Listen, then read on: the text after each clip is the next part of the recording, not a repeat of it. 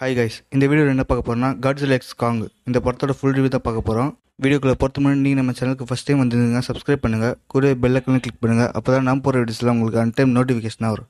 சரி வாங்க video start பண்ணலாம். இந்த படத்தோட கதை என்னென்னா, இது வழக்கமான ஒரு ஹாலிவுட் படத்தோட டெம்ப்ளேட் தாங்க.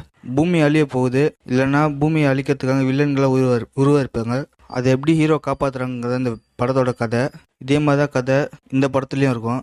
என்ன அதில் சூப்பர் ஹீரோஸ் போடுவாங்க, இல்லை காங்கோ காட்ஸில்லாவும் போட்டிருக்காங்க. மற்றபடி எந்த டிஃப்ரென்ஸும் இல்லை.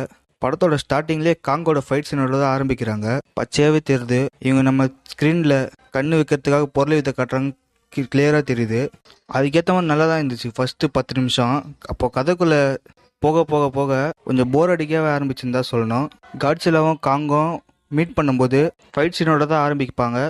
இதோட கலரை சூடு பிடிச்சிச்சு, செம்மையாக போகணும்னு பார்த்தா அதுக்குள்ளே படத்துக்கு என்கார்ட் போட்டு முடிச்சிட்டாங்க. நீங்கள் போய் உக்காந்திங்கன்னா படம் இப்போ தான்டா ஸ்டார்ட் ஆயிடுச்சு அதுக்குள்ளே முடிச்சிட்டிங்க அப்படின்னு ஒரு ஃபீல் வரும்.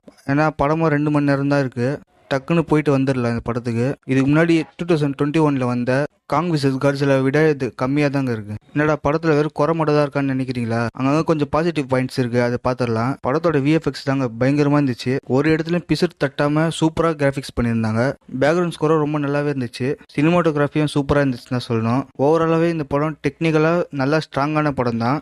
ஆனால் கதையில் தான் ஸ்க்ரீன் பிளேயில் தான் கோட்டை விட்டாங்கன்னு தான் சொல்லணும். மற்றபடி நீங்கள் தேட்டரில் போய் இந்த படம் பார்த்தீங்கன்னா, இல்லை பார்க்க போகிறீங்கன்னா நல்ல 3Dயோ இல்லை சவுண்ட் எஃபெக்ட்ஸ் இருக்கிற தேட்டரை போய் பாருங்கள்.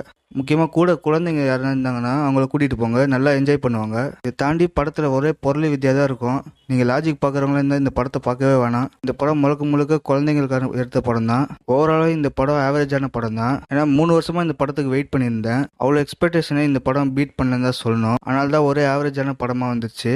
எனக்கு தான் பிடிக்கல இந்த படம். மேபி நீங்கள் பார்த்தீங்கன்னா உங்களுக்கு இந்த படம் பிடிக்க வாய்ப்பு இருக்குது. அதனால் நான் சொல்கிற பேச்சை கேட்டு படத்துக்கு போகாமலாம் இருந்துடாதீங்க. தயவு செஞ்சு போய் தேட்டரில் பாருங்கள், நல்ல எக்ஸ்பீரியன்ஸ் தான் கொடுத்தது. வீடியோ உங்களுக்கு பிடிச்சிருந்தா லைக், ஷேர், சப்ஸ்கிரைப் பண்ணுங்கள், கூட பெல் ஐக்கானை கிளிக் பண்ணுங்கள். Bye guys.